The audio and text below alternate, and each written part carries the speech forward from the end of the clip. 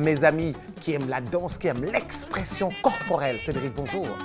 Bonjour. Vous allez bien? Ça va, en pleine forme. Oui.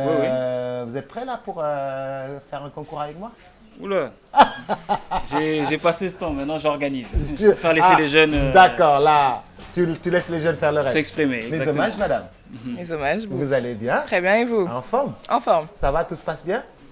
Ça se passera encore mieux ce soir. Ce soir, super. Alors, le battle afro. Oui. Ça y est, c'est bien arrivé à Dakar, c'est bien arrivé au Sénégal. Et comment ça se passe aujourd'hui? Alors, comment ça se passe aujourd'hui? C'est la finale de la présélection nationale. Qu'est-ce que ça veut dire? Ça veut tout simplement dire que les meilleurs vont s'affronter. En termes de danse afro, quand on parle de danse afro, on parle azonto, on parle coupé-décalé, on parle mbalar, on parle jazzé, etc. En afro-urbaine. Et ensuite, évidemment, un groupe, un homme et une femme vont être choisis comme représentants du Sénégal à la finale internationale. D'accord. La finale internationale aura lieu où? La finale internationale aura lieu donc, au mois de juin au Bénin. Au Bénin? Exact. D'accord. Alors, dites-moi, d'où est sorti ce concept de battle afro? C'est la promotion de la musique africaine, des danses africaines. D'où est sorti ce concept? C'est né comment? C'est quoi l'histoire de battle afro? L'histoire, elle est très simple. C'est qu'on se rendait compte qu'il n'y avait pas beaucoup de visibilité pour les jeunes danseurs qui pratiquaient les danses afro. Et on s'est inspiré de l'histoire du hip-hop, qui était au début assez marginalisé, des clichés négatifs. Et bien au contraire, ça a permis d'unir pas mal de différentes personnes. Et on s'est dit, on va donner le même élan sur les danses africaines. Les faire connaître, c'est tellement riche qu'on se dit c'est dommage de ne pas pouvoir les revoir sur des grandes chaînes, que d'autres artistes puissent s'inspirer d'eux. On a un très bon exemple, c'est avec Beyoncé, qui s'était inspirée de la chorégraphie des jeunes Mozambiquais, le groupe Tofo Tofo, qu'elle avait ensuite invité à Los Angeles. Donc pour eux, c'était un rêve de devenir une réalité. Et nous, on s'inscrit également dans la même dimension, de permettre via Battle Afro de découvrir des nouveaux talents, de leur permettre de pouvoir expandre leurs talents à l'échelle internationale.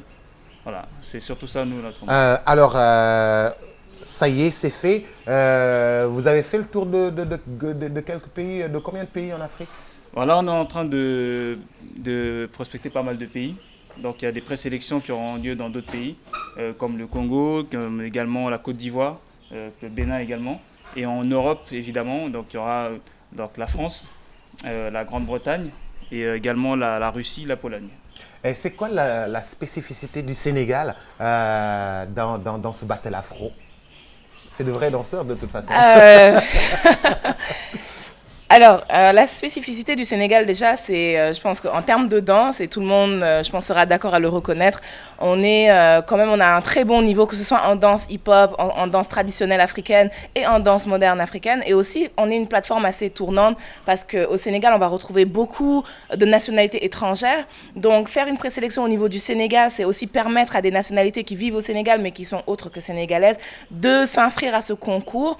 On est un pays relativement stable, et puis le milieu culturel, il foisonne. Et je pense qu'aussi l'autre spécificité, c'est l'existence d'une structure comme la nôtre, comme notre école de danse, qui permet en fait d'organiser dans les meilleures conditions ce type de présélection. Ce qu'il faut savoir, c'est que cette année, c'est la première fois en quasiment 7 éditions que le Battle Afro arrive en Afrique, parce qu'il se passait déjà en France et en Europe. C'est la première fois qu'on vient faire des présélections en Afrique. C'est important de choisir des pays où justement, on va dire, l'environnement culturel est déjà propice à accueillir ce type d'événement, et c'est le cas du Sénégal. C'est quoi c'est votre école de danse? Notre école de danse, c'est le premier centre de danse urbaine au Sénégal, The Dance Hall, qui est la première école à Mermoz. C'est la première école où l'on enseigne du hip-hop, de l'afro, de la dancehall, etc. aux amateurs. Donc c'est vraiment ça la spécificité. C'est pas dédié aux professionnels, c'est monsieur et madame tout le monde. Ça veut dire qu'aujourd'hui, quand tu finis ta journée, si tu as envie de danser un peu, tu peux venir nous voir. D'accord, et vous apprenez des chorés et tout ça, vous faites des chorés et tout ça? Exactement, c'est des cours de danse. C'est des cours de danse carrément? Voilà, comme vous allez au foot ou des cours de natation ou des cours de tennis, et ben nous on donne des cours de danse. Waouh, super. Alors, ça va se dérouler ce soir, de l'autre côté, vers vers le Magic Land, à l'intérieur même pour être plus précis. Donc le Magic Land a un chapiteau du cirque qui est vraiment tout au fond et qui est propice à accueillir ce type d'événement car il est un peu sous forme d'arène et quand on parle de battle, on parle de compétition, on parle de face à face. Donc voilà, et on a essayé de pousser le concept un peu plus loin en créant un espèce de ring où les danseurs vont s'affronter. Donc c'est à partir de 19h, c'est la finale. Après ça, il n'y a plus rien au Sénégal en tout cas. Après, c'est vraiment les autres pays qui prennent le relais. 19h Magic Land ce soir et on espère que tous les amoureux de la culture et de la danse seront là. C'est sur invitation, ça se passe comment? L'entrée est à 5 000 francs ce soir. Elle était en prévente à 3 000 francs, mais les préventes sont terminées. 5 000 francs à la porte. 5 000 francs à la porte. Nous viendrons vous voir, vous soutenir. La TFM sera à côté de vous. Justement parce que nous aimons les cultures urbaines. Et parce que vous êtes partenaire, merci beaucoup. Oui, on est partenaire. Nous allons continuer en tout cas à vous accompagner. Merci bon beaucoup. Courage et très fiers de vous. Cédric, merci d'être passé à Dakar. Merci à vous de l'accueil. Hein? Tu sais, tu es officiel. Hein? Oui, Quand effectivement. tu passes à Dakar et que tu passes à TFM, tu es officiel dans le pays. Merci bien.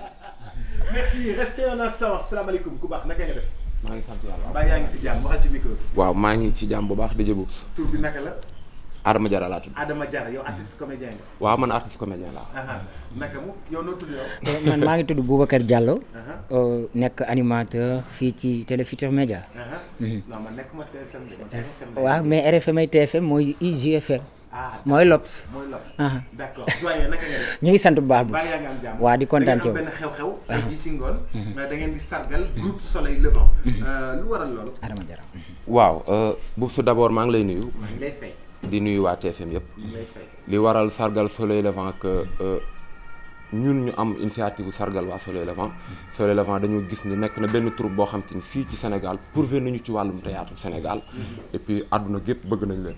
ci kaw loolu ñu gis liggéey bu rafet bi nga xam te ni ñu ngi koy liggéey par rapport ak seen série yi. gis aussi ñu xàll yoon woo xamante ni tey ñun comédiens yëpp mën teg nañu ci yoon boo xamante ni war nañ faa war a mën a jaar. ci kaw loolu ñun comédiens yi rawatina waa Sagar Art bi. ñu toog def bilan analyser. Sagal Art bi. Sagal Art bi. voilà bi ñu toogee def suñu analyse ñu ne ren bii de war nañoo mën a sargal waa Soleil Levant. bi ñu toogee ñun ñëpp ñu toog waxtaan discuter ak ay ñoom doyen yenn artistes yu mag yi nga xam te ne ay ñoom Daara Thiam ñun ñëpp ñu toog waxtaan ci ñu ne nañ leen sargal. na leen sargal naka lay demee sargal bi. waaw sargal bi nag moom déjà tey la instant bii nii ñu ngi wàccee kaamil di ñaanal waa Soleil Levant di leen wàcceel kaamil. di wàcceel kaamil kull comédien ku nekk fii ci Sénégal. ak suñu mag yu baax ak suñu papa yi nga xam te ni dañ fi nekkoon démb te wuy bi seen borom. ñoom daaray Kocc ak ñoom daaray Kocc beneen ñoom jamonoy tay jamonoy tay ñoom ñëpp ñu fas leen ne la wàcceel kaamil déjà ñu ngi ci kaamil bi. bu ñu paree ci kaamil bi nag spectacle bi dina démarrer à partir de 18h ndax 16h lañ def mise en place. 18h dinañ démarrer programme bi. Soleil Levant ñëw artistes comédiens yi ñëw. ñoom doyen ñi ngi fa waa troupe dina ma neex ñi ngi fa waa Riiru Tribunal ma Ndumbe royukaay bu Thiès ñoom Kombe ma ñuqu Daare Xamle Grand Médine Nourou Sams Weccoo troupe yëpp ñu ngi fa ak arcos yi yëpp sérieusement jàpp nañu ci programme bi ndax ñoom ñëpp dinañ def mobilisation bu doy waar tey fas yéene ñëw fekk suñu fee ci biir théâtre de ville Fodé du Suba ñu def bu Pikine Ridis ñu sargal waa Soleil Levant delloo leen njukkal gën leen encouragé aussi ci métier bi nga xam te ni moom lañu bokk ñu ngi def lu métti voilà ñu ngi def lu méttee métti lu méttee métti série rek série beneen affaire la des séries rek une série télévisée ñi ñi ngi def lu méttee métti non man bu ma kenn waxoo ko série série rek xëy suba di tourné xëy suba di tourné ba guddi xëyaat suba di tourné ba guddi xëyaat suba di tourné ba guddi xëyaat suba di tourné génnee si 26 minutes wallaahi ñu ngi def lu méttee méttee sax am na ñu naan est-ce que tane naag est-ce que neex naag est-ce que lii te la nga ca daj non c'est xam nga ñu ne xam nga téléspectateur bi xamul lu dul toog fii rek toog yore télécommande waaw xamuñu dara waaye ji dañu sof waa yow ay ñii lan la ñuy def bu ñu sonal waa yow téléspectateur bi loolu rek la xam waaw mais lu leer laa lay wax ñi ngi def lu métti dafa mel ni nga taal gaal toog si waaw Boubsou tey ku ma gis ma ànd ak tey Adama Diarra waaw wax dëgg yàlla ñu ni sargal Soleil Levant nga gis doyen mu taxaw vraiment war na ci taxaw ndax xam nga lu tax adduna bi léegi artistes yi dañoo bokk ndey bokk bàyyi am na solo te ku sargal benn artiste rek sargal nga artistes yëpp te Soleil Levant man ak Sanex àndewuñu Dakar au passage ma koy nuyu ci di mu nuyu Jojo ak ki nga xam ne mooy Cheikhouna ak Soleil Levant gépp ak Sobalu vraiment ñuy liggéey bu rafet te seen nawle laa waaye lu rafet ku ko def ñu wax ko kon bu gaa yi taxawee ñoom ñëpp ñu tey dañuy sargal Soleil Levant war nañ ci gis artistes yi taxaw wax ci parce que ñu ngi fiy def lu jar ñu sargal leen rafet na mais dëggam yéen artistes yi yéen a jël initiative bi alhamdulilah sant yàlla parce que réew mi da ngay liggéey ba bëgg a dee waaw dañuy xëy rek xamuñ lu ñuy xaar waaye dafa leen ko fukki lixlaas ak benn waay fekk war nañ la sargal yàgg na billaay ah dëgg la ñii li ñu fi def dañ leen war a sargal billaay dañ leen war a delloo njukkal mais xam nga bu dee Cannes gars yi organisé nañu ba def seen i festival de Cannes def seen i marche def seen i tapis rouge affaire yi neex comédiens yi artistes yi ku nekk ñu yëkkati raaya jox la mais vraiment war na fii nag dëgg la def leen jaadu na gars yi man kontaan naa ci li ngeen def de jaadu na yàlla na leen yàlla jàppale amiin tey foofu ci Pikine ah su fekkul woon ma jàpp moom dinaa ñëw wut grand mbubu jox ko sumbulu wala ma jox ko kenn foofu noonu mais vraiment yàlla na si yàlla def jàmm Boubsou waaw yow dañ lay remercier ñoo far yow dañ lay remercier bu baax a baax ndax àdduna lii rek la ay jàppalante la te man Soleil Levant yàlla dafa def fii ci Sénégal kenn dootu leen présenté dëgg la ñuy profité di leen nuyu di nuyu Cheikhou di nuyu équipe bi ñu ngi leen di nuyu di kontaan ci ñoom ndax lii ñu def dama nduroo sànneex waaw ñi ma ko wax nag bari na mais non boy yaa dàq 10 sànneex dëgg loolu sànneex rek ak njoolaay non tànkam ni noonu chasse bi sànneex comme chasse la noonu chasse non bàyyi xam nga chasse sànneex dafa war di génnee ndox dafa war a taxaw rek ndox di génne nit ñi sangu waaw loolu la quoi Boubsou xam nga man damaa tàmm loo xam ne moo fi taxawee faaw ma wax ko waaw xam nga mois de janvier daanaka ku ci judd koo gis ku ci judd mois boobu jan lay tudd wala vie février saxatane ndax février moom feebar yi lu mu bari février rek ngay wax du dal kenn bu ca topp mois de mars moom gars yi lu yënguñu mars avril dëkk bi day fa waaye réel lu joo dégg ay dóor la boo toogee seen mën nga caa mucc ci kaw avril jooju nag ci laa lay nuyoo Boubsou gërëm naa la di ñaan suñu borom guddal sa fan sant naa la Boubsou da ngaa baax gërëm naa la sant naa la yaa fi tàng de baax na merci beaucoup merci et puis rendez-vous ce soir foofu nga xam ne moom moo di ca Pikine pour rendre hommage au groupe Soleil Levant merci beaucoup rendez-vous encore ce soir à 19h de l'autre côté vers ce sera où? Le Magic Land. Ce sera au Magic Land à partir de 19h. Venez avec un petit 5 000 francs soutenir le Battle Afro et puis les accompagner. Le TFM sera encore dans le coin. Merci. Rendez-vous dans quelques instants avec d'autres invités. Weekend Start. Vous regardez Weekend Start. Comment merveilleusement bien démarrer son week-end? C'est sur la TFM et nulle part ailleurs. Cédric est officiel au Sénégal. Rendez-vous dans un instant. Regardez.